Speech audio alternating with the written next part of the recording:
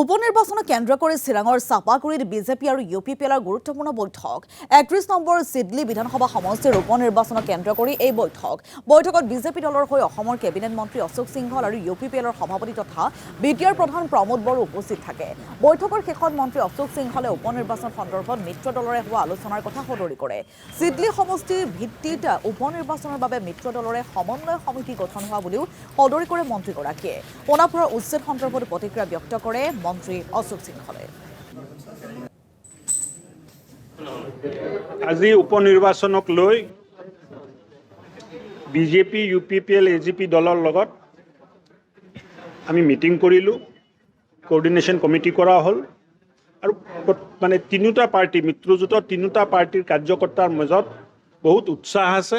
সকলোৱে একগোট হৈ মিত্ৰজোঁটৰ প্ৰাৰ্থীক বিপুল ভোটত জিকাম বুলি সংকল্প লৈছে আৰু অহা দিনবোৰত দিনে ৰাতি একেলগত কাম কৰি আমি এই সংকল্পটো সম্পূৰ্ণ কৰিম বুলি আমি সিদ্ধান্ত লৈছোঁ।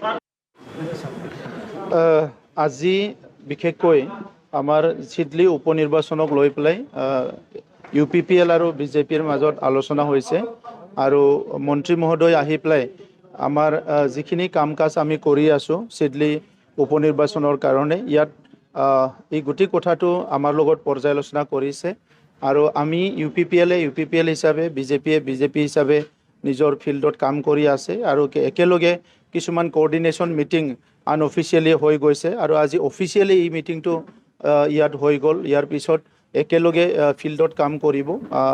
মণ্ডল লেভেলৰ পৰা যাই পেলাই শক্তি কেন্দ্ৰলৈকে বিজেপিৰ পৰা আমাৰ তৰফৰ পৰা ব্লকৰ পৰা গৈ পেলাই প্ৰাইমাৰী আৰু বুথলৈকে এই কাম কাজবিলাক